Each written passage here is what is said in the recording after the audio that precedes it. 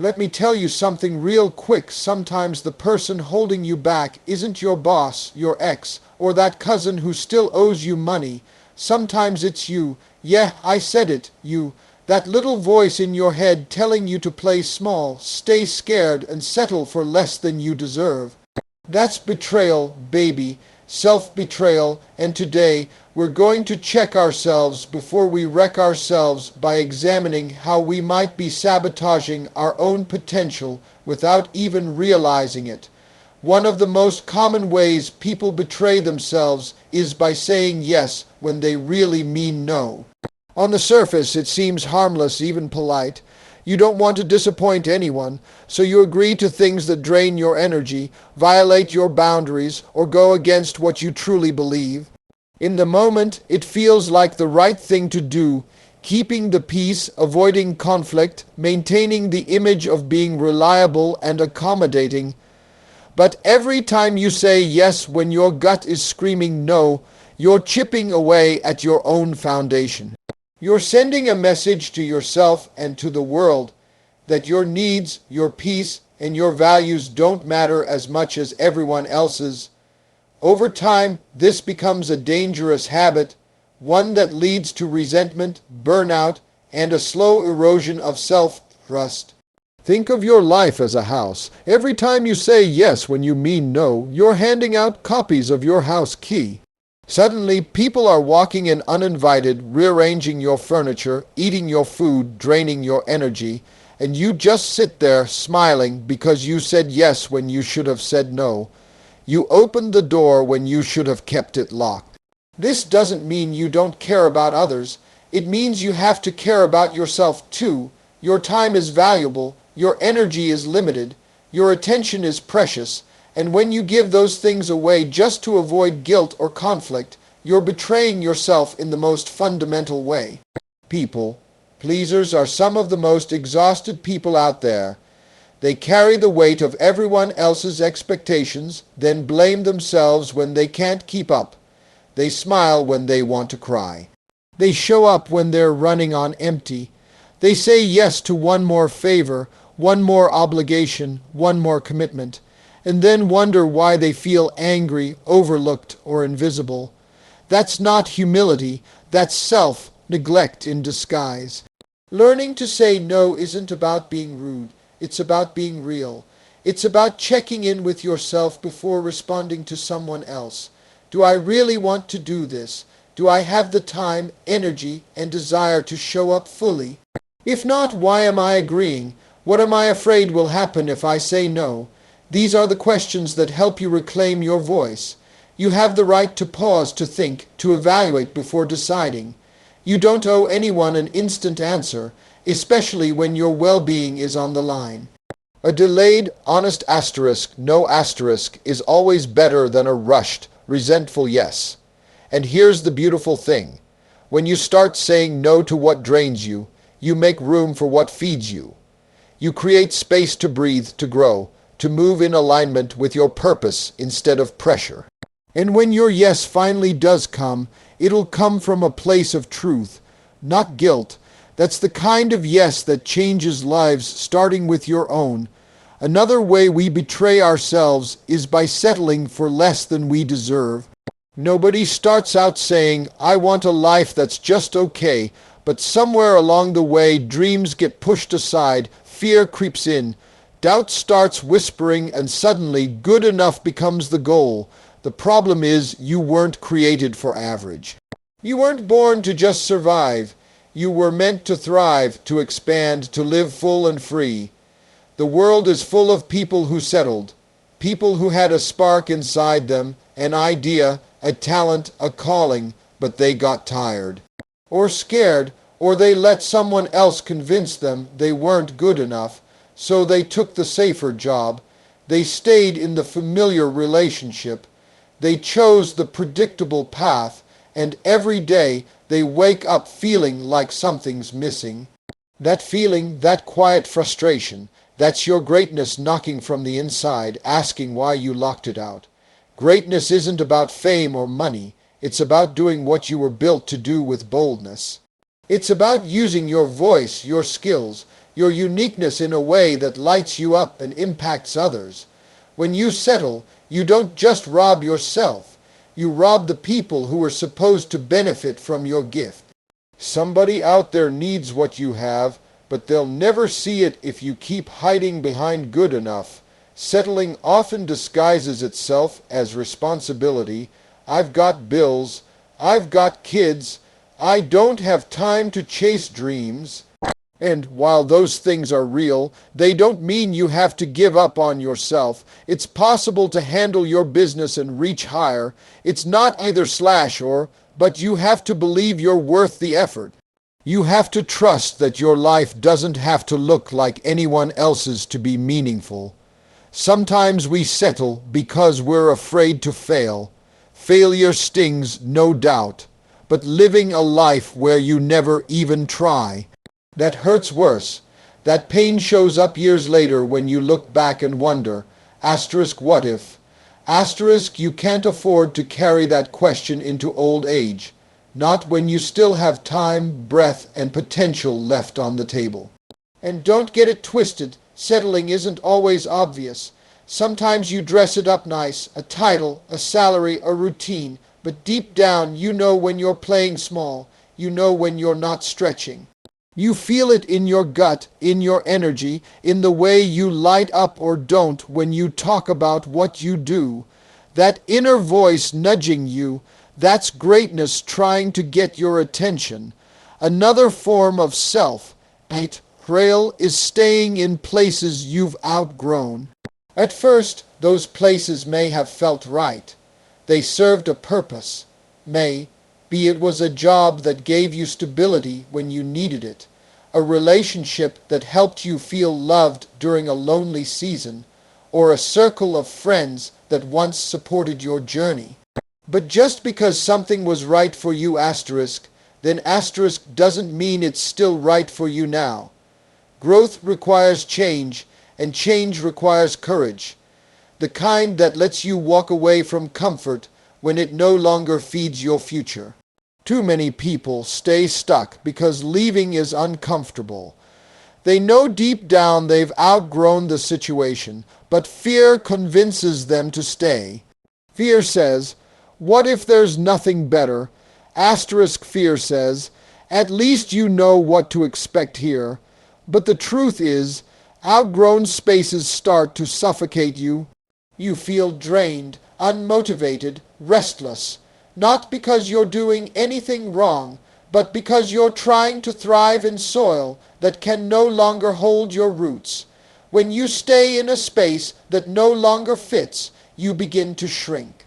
You play small to make others comfortable. You silence your voice to avoid conflict. You hide your dreams so you don't outshine someone who gave up on theirs. That's not loyalty. That's self-abandonment in disguise. Loyalty to others should never cost you your loyalty to yourself. If the space can't grow with you, you've got to be willing to outgrow it. Some people don't leave because they're waiting for permission. They want someone to tell them it's okay to move on. But growth doesn't ask for approval, it demands honesty.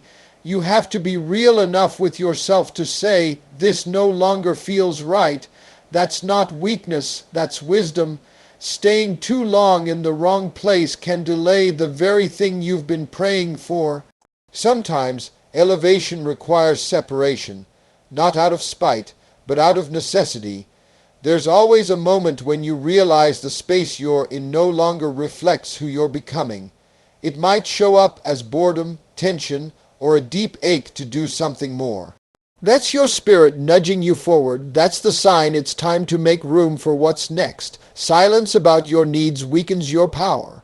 When you don't speak up for yourself, you teach people that your voice doesn't matter. You teach them that your feelings are negotiable, that your boundaries are flexible, and that your needs can be placed at the bottom of the list. Over time, this silence doesn't just affect how others treat you, it affects how you see yourself. You begin to question your worth. You start to believe that being overlooked is normal, that being unheard is part of love, and that sacrificing your truth is the price of peace. But here's the truth. Every time you swallow your words to avoid discomfort, you abandon yourself. You tell your inner voice to be quiet. You convince yourself that your comfort is less important than someone else's approval. That kind of thinking chips away at your confidence. It makes you second, guess your instincts, and before long, you're living a life shaped more by what you're avoiding than by what you actually want. Some people learned early on that speaking up led to rejection or punishment, so they made silence their shield. They became agreeable, easygoing, always accommodating, but that silence has a cost. It costs you your authenticity. It costs you real connection. It costs you opportunities that require courage to claim. People can't support needs you don't express. They can't meet expectations you never set. And they can't respect boundaries you're too afraid to name. Speaking up doesn't mean being loud. It means being clear. Clear about what you want. Clear about what you won't accept. Clear about how you feel. That clarity gives you power. It helps you take ownership of your life. It sets the tone for how others engage with you. And most importantly, it reinforces to yourself that your voice deserves space. You don't have to argue to assert yourself. You don't have to be aggressive to be respected. You just have to be honest about your limits, honest about your desires, honest about what you need to feel safe, supported, and seen. That kind of honesty builds inner strength. It builds self-trust. And the more you practice it, the more natural it becomes. People who are used to your silence might not like your voice at first. They might push back, get uncomfortable, try to guilt you, but that's not your burden to carry. You're not responsible for how people react to your truth. You're only responsible for speaking it. Because silence might keep the peace on the outside, but it creates a war on the inside. And no amount of external harmony is worth internal chaos. When you speak up, you reclaim your dignity. You remind yourself that you matter. You show others how to treat you by how you treat yourself. And there is no power greater than a person who knows their value and isn't afraid to voice it. Ignoring your health drains your purpose. You can have all the dreams, all the plans, all the ambition in the world. But if your body and mind can't keep up, none of it will matter. Your health is the foundation everything else is built on. When you neglect it, you're not just risking your well-being.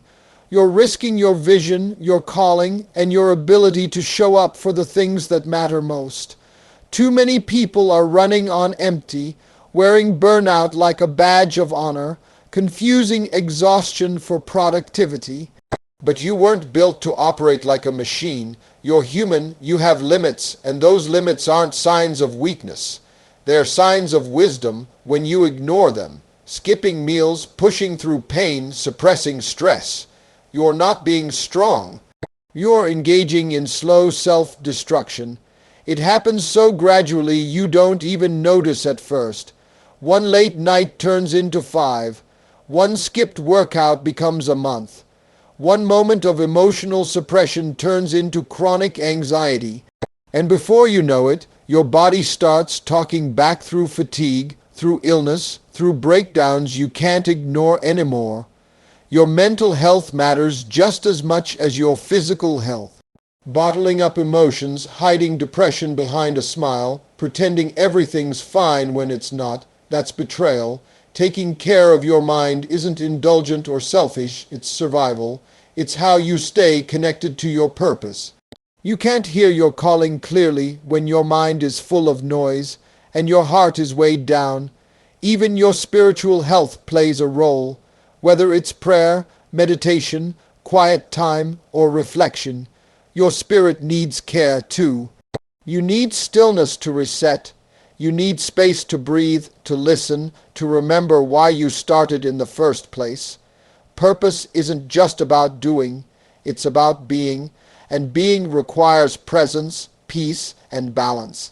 People who ignore their health often end up pouring from an empty cup. They give to everyone else and leave themselves last, but when you run dry, you can't give the way you want to. Your relationships suffer.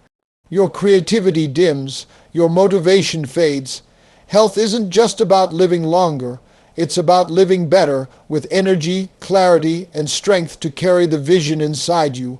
Finally, waiting for the perfect time kills momentum. So many people let their dreams sit on the shelf, collecting dust, because they're waiting for everything to line up just right. Asterisk, I'll start when I have more money, more time, more support. But the truth is that perfect moment doesn't exist. There will always be something in the way. A bill, a responsibility, a fear, a doubt. If you wait for all the lights to turn green before you leave the driveway, you'll never leave the house. Perfection is a trap. It disguises itself as wisdom, as patience, as preparation. But most of the time, it's just fear dressed up in nice clothes. Fear of failure, fear of judgment, fear of not being good enough. So instead of starting with what they have, people freeze. They plan, they talk, they dream, but they never move. They stay stuck in the idea phase, thinking confidence comes before action, when in reality, confidence comes after action. Starting messy beats standing still every single time. You don't need the full picture to take the first step. You don't need a perfect strategy to make progress. What you need is a decision, a bold, imperfect, brave decision to begin. You can learn as you go. You can grow through the process, but you can't get to the next level by sitting in neutral, waiting for some magical sign that it's your time. Your time is now, not someday. Some people are scared of being seen starting small. They want to skip the awkward beginning and land straight into success. But every master was once a beginner. Every success story started with an uncomfortable first chapter. And those who win aren't the ones who wait. They're the ones who show up even when they're scared, even when it's hard, even when the odds don't look good. Momentum is powerful, but it only comes when you move. When you wait too long, you start to doubt, you overthink, you lose the energy that came with the original idea. Dreams don't die because they weren't good. They die because they weren't acted on. The people who get things done aren't always the most talented. They're the most willing to take a risk, to look foolish, to try. So here's the challenge. Stop betraying yourself. Stop saying yes when you mean no. Stop settling for less than you deserve. Stop staying where you've outgrown. Stop silencing your needs. Stop neglecting your health. Stop waiting for the perfect time. You owe yourself more than that. You owe yourself the courage to honor your truth, the strength to demand better, and the faith to believe that your dreams are worth fighting for. Because at the end of the day, the only person who can truly hold you back or set you free is you.